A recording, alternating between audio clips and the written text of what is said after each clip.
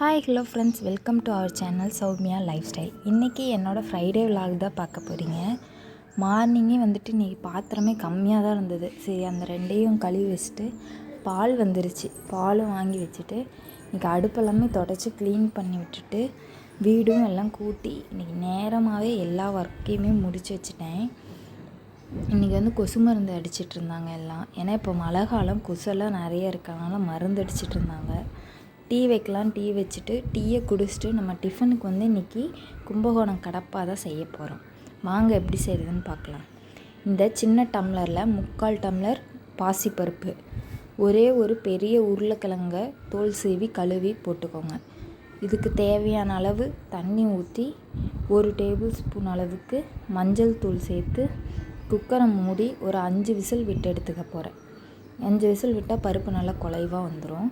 இதுக்கு பேஸ்ட்டுக்கு தேங்காய் கொஞ்சம், இஞ்சி 2 துண்டு, பூண்டு 4 பல், ஒரே ஒரு பச்சை மிளகாய், 1 டேபிள் ஸ்பூன் அளவுக்கு பொட்டுக்கடலை, கொஞ்சம் சோம்பு, இதை எல்லாத்தையும் போட்டு தண்ணி ஊற்றி நல்லா ஃபைன் பேஸ்ட்டாக அரைச்சி எடுத்துக்கோங்க. நெக்ஸ்ட்டு தாளிப்புக்கு ஒரு பெரிய வெங்காயம், 2 சின்ன தக்காளி, ஒரு துண்டு பட்டை, 2 கிராம்பு, ஒரு பிரியாணி இலை, கொஞ்சம் கருவேப்பிலை. நெக்ஸ்ட்டு கடாய் வச்சுட்டு அதில் எண்ணெய் ஊற்றிக்கணும். நம்ம வந்து தேவையான அளவு எண்ணெய் ஊற்றிட்டு எண்ணெய் காஞ்சோன்னா கடுகு சேர்த்துட்டு நம்ம எடுத்து வச்சுருக்க மசாலா பொருள் பட்டை, கிராம்பு, பிரியாணி இலையை சேர்த்து ஃப்ரை பண்ணணும். இதுலேயுமே நம்ம பச்சை மிளகாய் வேணால் போட்டுக்கலாம். நான் பச்சை மிளகாய் இல்லாதனால ஒன்று தான் போட்டு அரைச்சிருக்கேன். அதுக்கு பதிலாக நம்ம இதில் வந்து வரமிளகாய் தூளை ஆட் பண்ணுவோம். அது வந்து ஆப்ஷனல் தான், நீங்கள் வேணும்னா போட்டுக்கலாம், வேண்டான்னா அதை ஸ்கிப் பண்ணிவிடுங்க.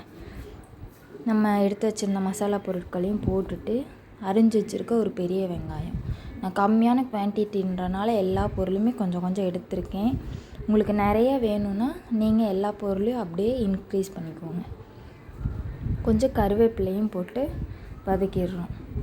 அடுத்து நெக்ஸ்ட்டு நம்ம எடுத்து வச்சுருக்க தக்காளியும் போட்டு வதக்கிட்டு இதில் உப்பு, மஞ்சள் தூளுமே வந்து கடப்பா லைட் கலரில் தான் இருக்கும், அதில் சேர்த்துருக்கிறதே போதும் தான். எனக்கு கலர் வேணுங்கிறதுக்காக நான் இன்னும் கொஞ்சம் எக்ஸ்ட்ரா இதுலேயுமே மஞ்சத்தூள் சேர்த்துக்கிறேன். அதுவுமே ஆப்ஷனல் தான், வேணுன்னா சேர்த்துக்கோங்க, வேணான்னா ஸ்கிப் பண்ணிடுங்க. இது எல்லாமே வதக்கிட்டு உப்பு கொஞ்சம், மஞ்சள் தூள், அதை நான் சொன்ன மாதிரி வரமிளகாய் தூளும் போட்டு எல்லாத்தையும் நல்லா வதக்கிக்குங்க. நம்ம பாசிப்பருப்பு வெந்துருச்சு, அதில் உருளைக்கிழங்கு எல்லாத்தையும் போட்டு மசிக்காமல் ஒரு 2-3 மசிச்சுட்டு மீதி கத்தியில் கட் பண்ணி வச்சுருந்தேன். ஏன்னா அதை தக்காளி கூட போட்டு வதக்கும்போது டேஸ்ட் நல்லாயிருக்கும். இதில் போட்டு வதக்கிங்க. மீதியை வந்து மத்து வச்சு லைட்டாக கடைஞ்சி எடுத்துக்கிட்டிங்கன்னா குலைவாக உங்களுக்கு ரெடி ஆயிடும். இதை நல்லா வதக்கினோன்னே நம்ம எடுத்து வச்சுருக்க அந்த பாசிப்பருப்பு இருக்குது பார்த்திங்களா, அதையுமே இதில் சேர்த்துக்க போகிறோம். அது சேர்த்துட்டு தண்ணி தேவையான அளவு ஊற்றிட்டு நம்ம அரைச்சி வச்ச அந்த தேங்காய் பேஸ்ட்டையுமே கூட சேர்த்துக்குங்க.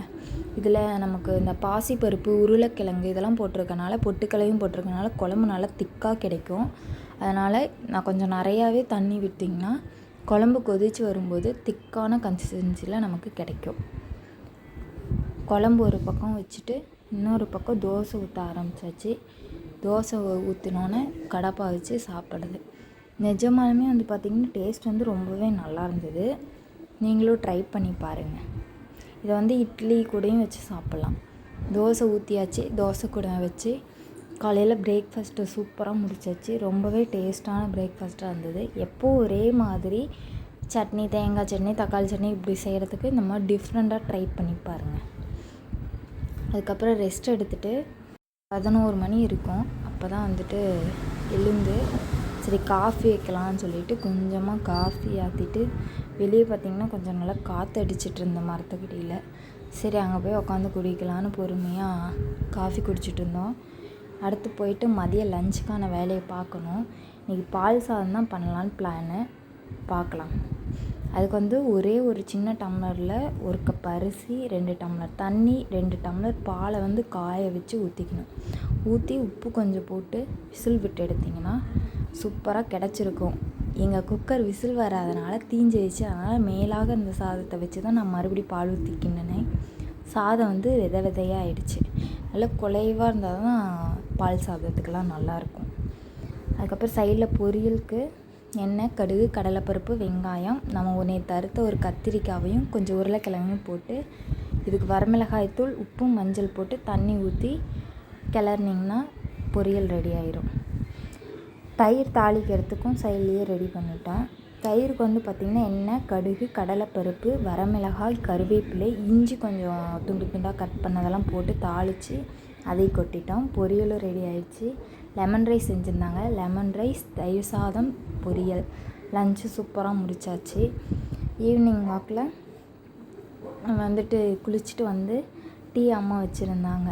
டீ உட்காந்து குடிச்சிட்டு எல்லோரும் வெளியே உட்காந்து பேசிகிட்டு இருந்தோம். ஃப்ரீ டைம்ங்க. டீ குடிக்கும்போது தான் எல்லாருமே வந்து ஃப்ரீயாக இருக்க டைமு. கொஞ்சம் எல்லோரும் உட்காந்து நல்லா பேசிகிட்ருப்போம். இந்த டாக் வந்து மூட்டு இதுக்கு பிஸ்கெட்லாம் போட்டுட்ருந்தோம். அதனால் வெளியே இருந்து இதையும் கேட்சப் பண்ணிகிட்ருந்தேன். இப்போலாம் வந்து பார்த்திங்கன்னா ஈவினிங் ஆனாலே மழை வந்தது. கிளைமேட்டும் அப்படி தாங்க இருந்தது. கொஞ்சம் நல்லா மோடமாக இருந்த மாதிரி இருந்தது. எல்லாம் வெளியே உட்காந்துட்டு இருந்தோம். அப்புறம் 6 மணிக்கு மேலே இன்றைக்கி ஃப்ரைடேன்றனால விளக்கேற்றி சாமி கும்பிட்டு நைட்டு இன்றைக்கி டின்னருக்கு வந்து பார்த்திங்கன்னா சோள தோசை. அதுக்கு அம்மா எல்லாமே ரெடி பண்ணிகிட்ருந்தாங்க. நம்ம வந்து தோசை மட்டும் ஊற்றி சட்னி, தேங்காய் சட்னி தான் சிம்பிளாக செஞ்சாச்சு. ஏன்னா காலையிலையும் கடப்பா செஞ்சோம், மதிய வேலை செஞ்சாச்சு. சரி நைட்டு சிம்பிளாக முடிச்சிக்கலாம் தேங்காய் சட்னி. தோசையை ஊற்றிட்டு நிஜமாகவே தோசை ரொம்ப நல்லா கிறிஸ்பியாக வந்துருந்துச்சு. நீங்களும் ட்ரை பண்ணி பாருங்கள். ஹெல்த்தியாகவும் இருக்கும், டேஸ்ட்டாகவும் இருக்கும்.